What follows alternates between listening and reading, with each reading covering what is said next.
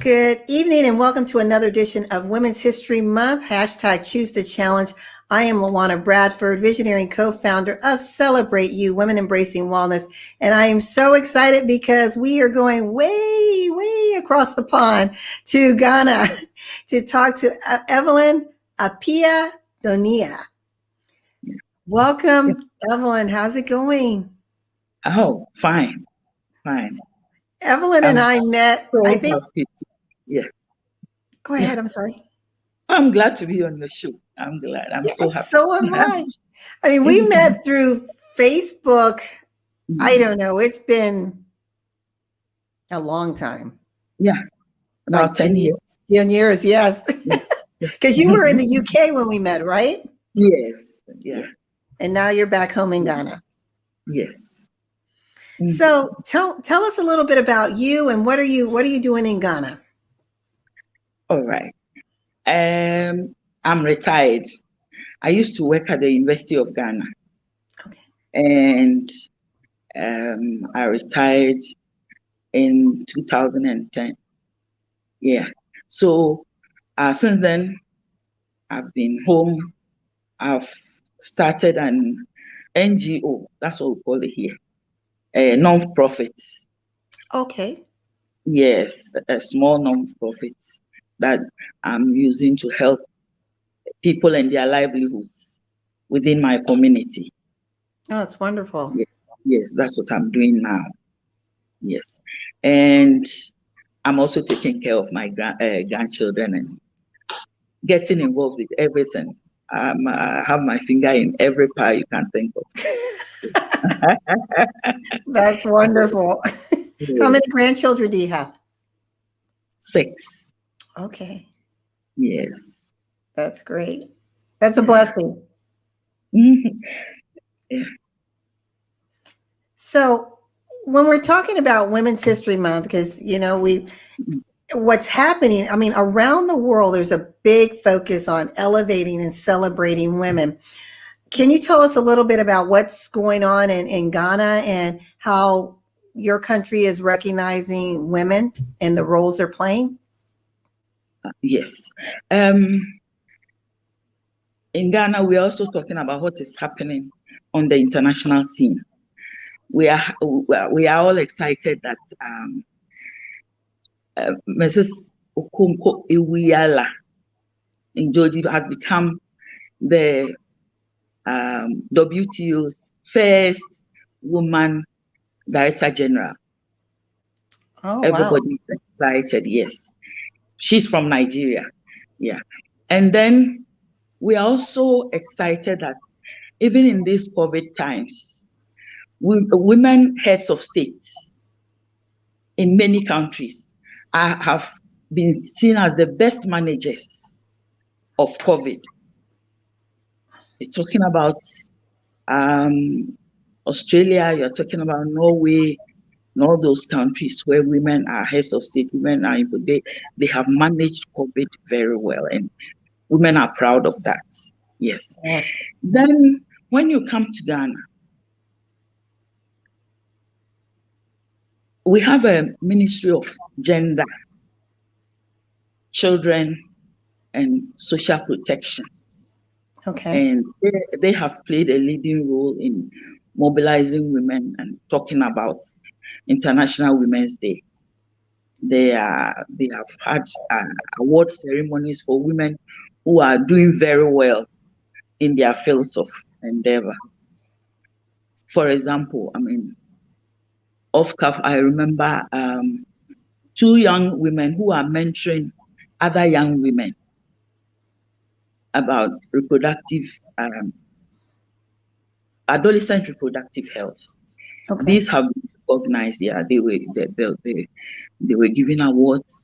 Then one of the best radio shows that we have is Women to Women.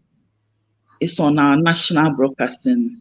The young lady is called Elikem Akalu, and she's very good. She's brought so many women to come and talk about themselves, about their challenges, what they are doing, and so on.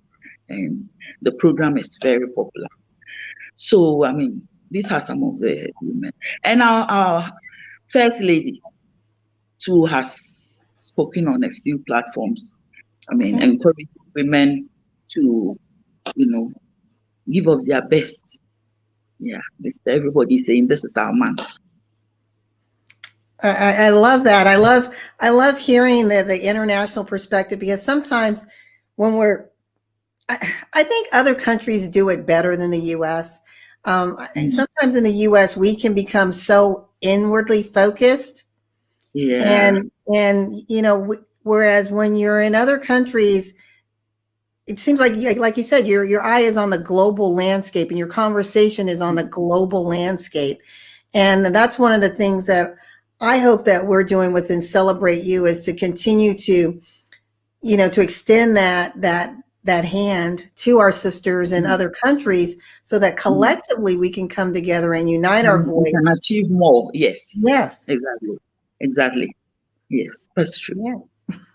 So with Choose to Challenge, what do you find in Ghana is one of the biggest challenges facing women? I know when I was doing some of my research, you do have women that are elevating in parliament, but when compared Yes. to men, just like in the US, there's a Yes. huge imbalance, right? Yeah, exactly. In terms of numbers, we are more than them.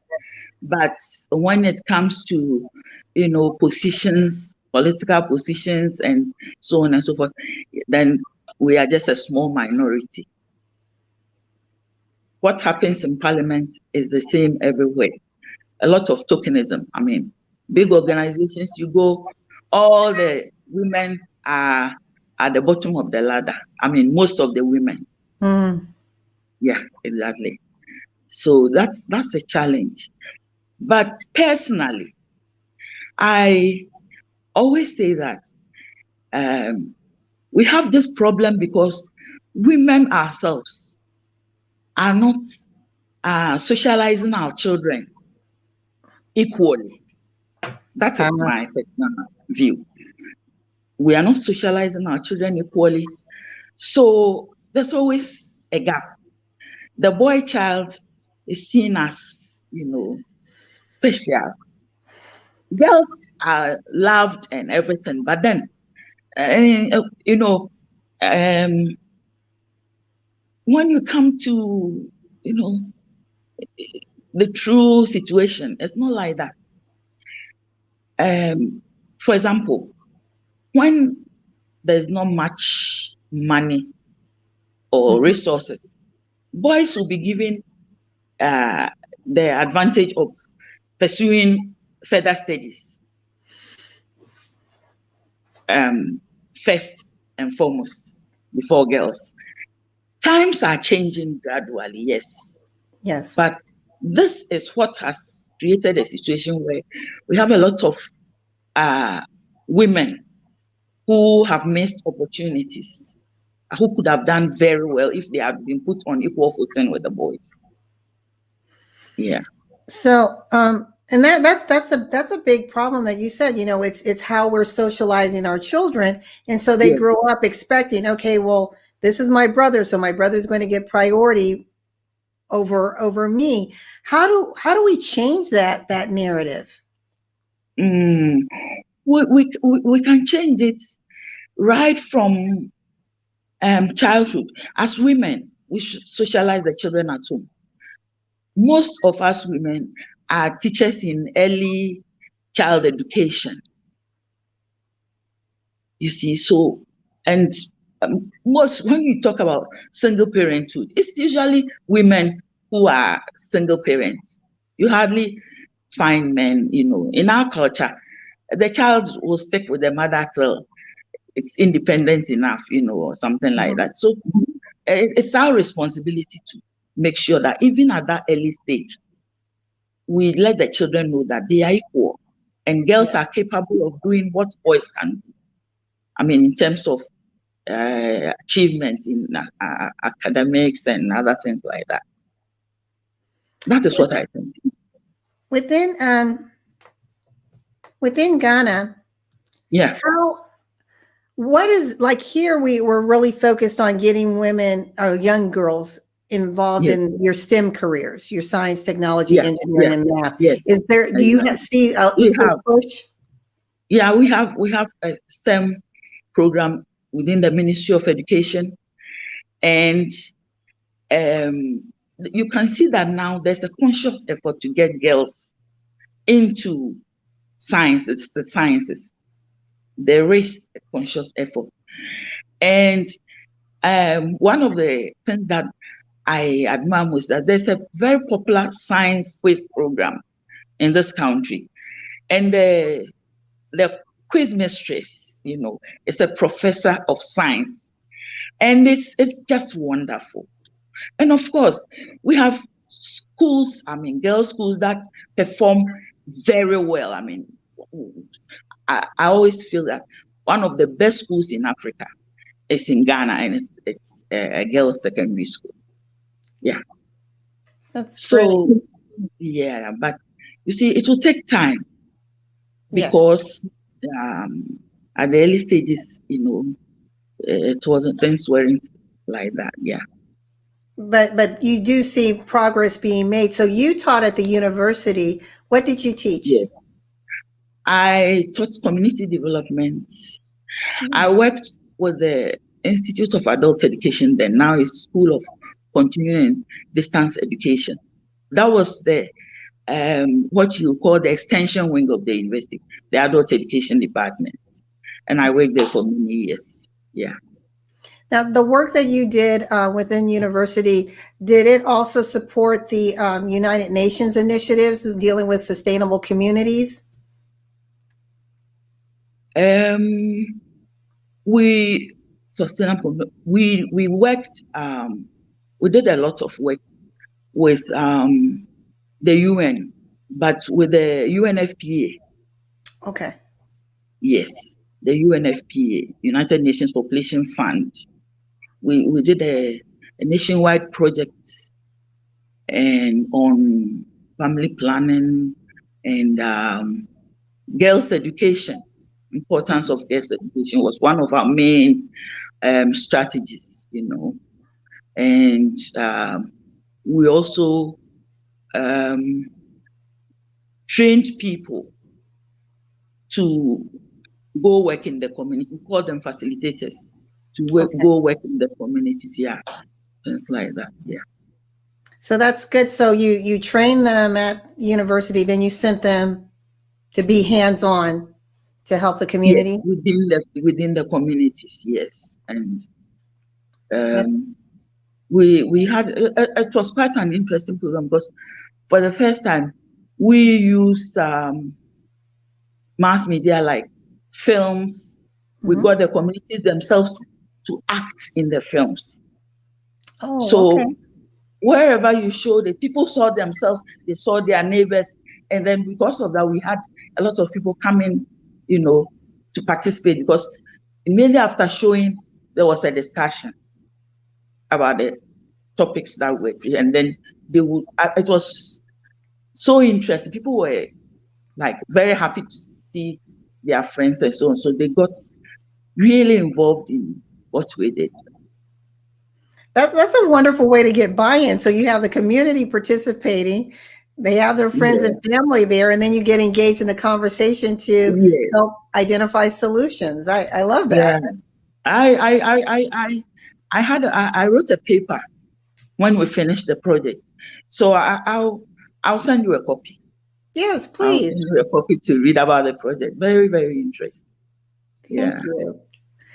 So let's talk about one of the things, and you and I were talking before we started the show about when you were under colonialism, British Yeah. rule in the 50s, Mhm. women had the right to vote as did men. Yes, exactly. In 1950, yes. But then when you gained your independence, that's when we were talking about the Constitution in 1992, then still carrying on that equality as far as voting. Yeah, we still, seriously, again, every woman has a right to vote in Ghana. There's no doubt about that. It's just that you don't have enough women participating in politics. Mm. Uh-huh. for so many reasons.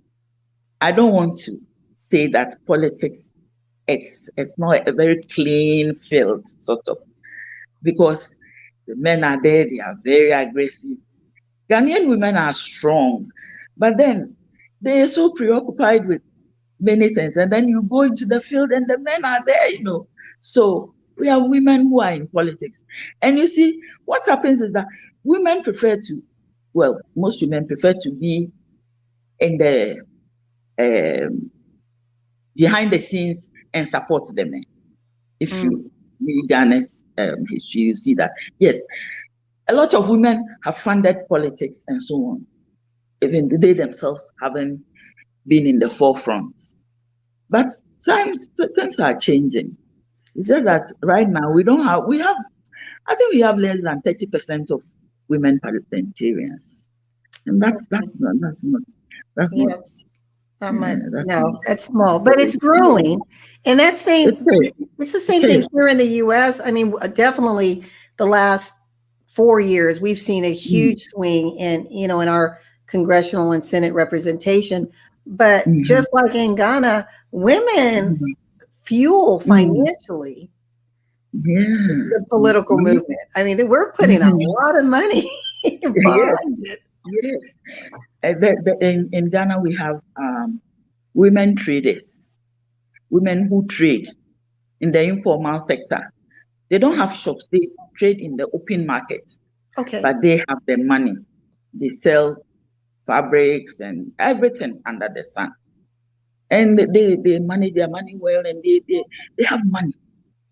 You see, but then they won't go and offer themselves as candidates. I don't know. That's it. Have you ever thought about getting involved politically? No. There's a proverb that says, if you want to know where your grandmother was buried, go and do politics. Oh,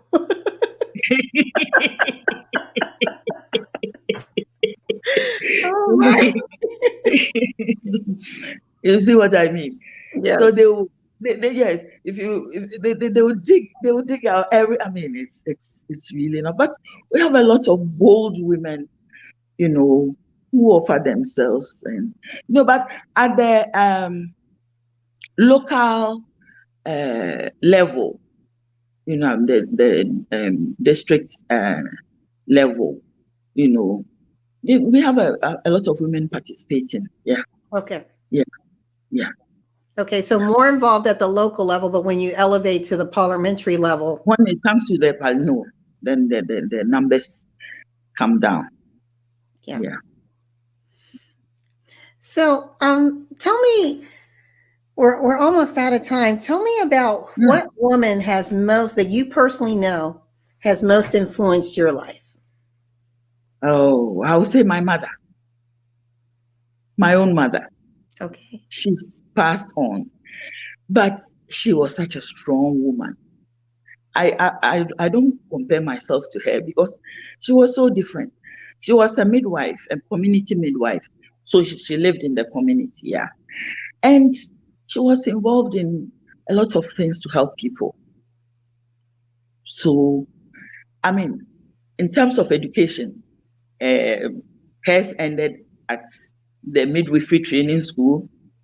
I have continued and gone far, but I shudder to compare myself to her because she was like, she was an opinion leader. In fact, USA described her, one of their papers somewhere, that she was an opinion leader. I mean, people will consult her for things in the community. She was involved in the water project. She was the chairman of the district health management committee. She was a member of the rural bank directors. She was, I mean, I don't know how she found time to combine all these things, but she was. So you're saying from midwife in the community to the director of the rural bank. Yeah, she was a member of the board of directors. Yes, yes, she was for many years. So she passed on. But I admire her because my father died early, and she took care of us She made sure we had a good education, my brother and I. And then she also helped me, when I was starting my family. Oh, she was so supportive. Some of my children used to think she was their mother, not me. Yes. So they used to call me sister and call her ma. It was so funny. But she was game with it. Sadly, at the time when they're all grown up, now I have an empty nest. There's nobody here. She has passed on. Yeah. But she was a very strong woman. I admire her so much. What, if you could think of, and I know there's many, many that you could think of, but if you could think of one thing that she would tell you over and over again, what would that one thing be? My mother. Mm-hmm. She was that didn't I don't know how that has affected me, because she was always telling me to be patient. To be patient? I don't know why. To be patient. Amma, take your time. Take your time. You think about it. Take your time. Think about it. I don't know why because I'm not a very, but she used to think that I reacted quickly to things. She was always, telling me, take your time. Take your time. You think about it first. I don't know, but she was also a family person.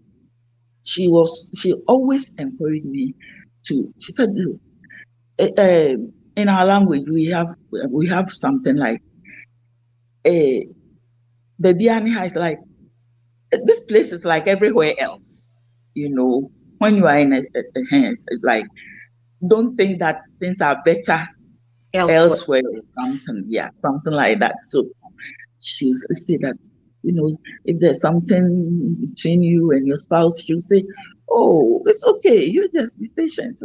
Just baby, and it's the same everywhere. That kind of attitude. Yeah.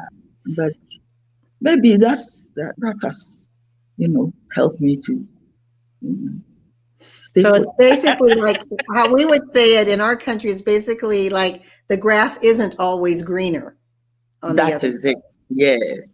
It could be better even where you are. Yeah. So how would you say that in your language? Baby Aniha. Baby Aniha? Yes, baby Aniha. This is like everywhere else. Yeah, baby Aniha. Yeah. Yeah. I love your language. It's so melodic. It's so beautiful. And it's so easy to learn. Really? Yes. Well, I'll have to come visit you and stay in Ghana for a little bit. You have to come to Ghana. I do. You have to. Yes, I'm the only one in my family that hasn't been to Africa. I've traveled all over, but I've never been. My dad, he was actually stationed in Ethiopia for a couple of years. And then my mom was up in the northern part of Africa in Tunisia. And I think my brother went to Sudan, and I think it was Ghana also. Ghana, yes. And I'm sure he liked Ghana. I'm very sure. All three of them love the country. I mean, they saw different parts of it, but they love the continent of Africa. Who come to Ghana love Ghana most. But you're not biased, though, right? If I didn't. You're not biased.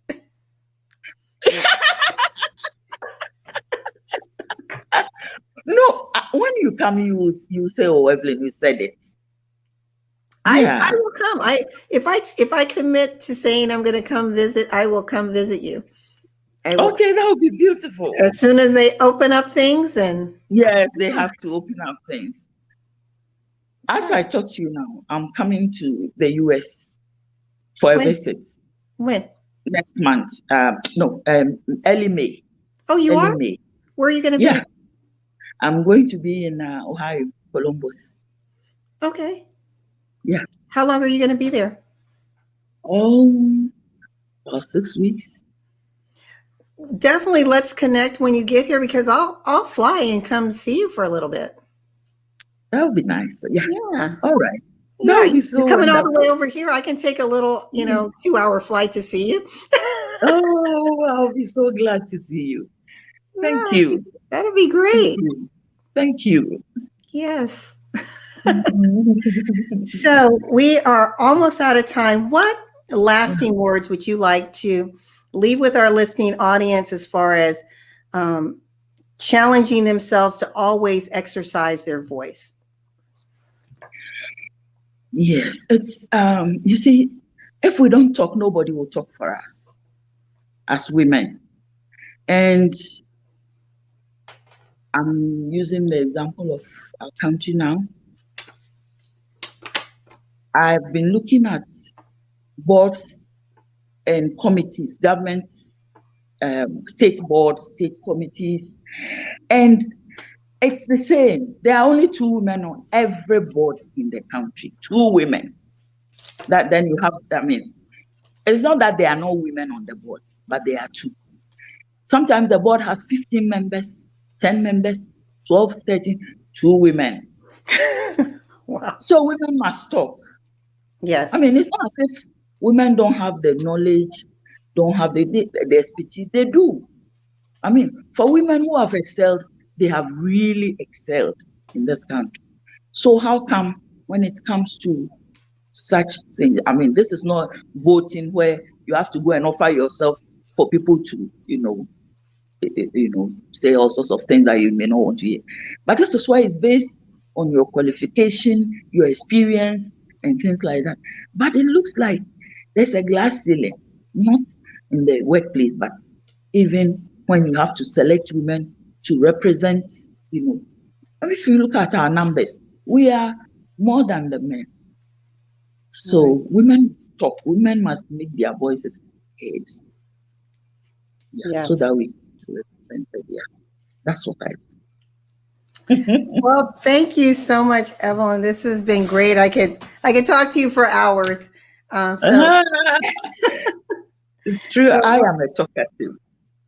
we'll have to have you back on one of our other shows. But I thank you so much for being a part of this. Evelyn Appiah, right? Donyina. Donyina. Yes, Donyina. Donyina. Very good. You got it right. Well, to our listening audience, thank you so much for joining us again for another special edition of Women's History Month, #Choose the Challenge with Evelyn Appiah Donyina. Thank you so much, Evelyn. And we will see you next time. And as we always say and celebrate you, love yourself, embrace yourself. Thank you very much. And whatever you do, celebrate you. Goodbye. Bye.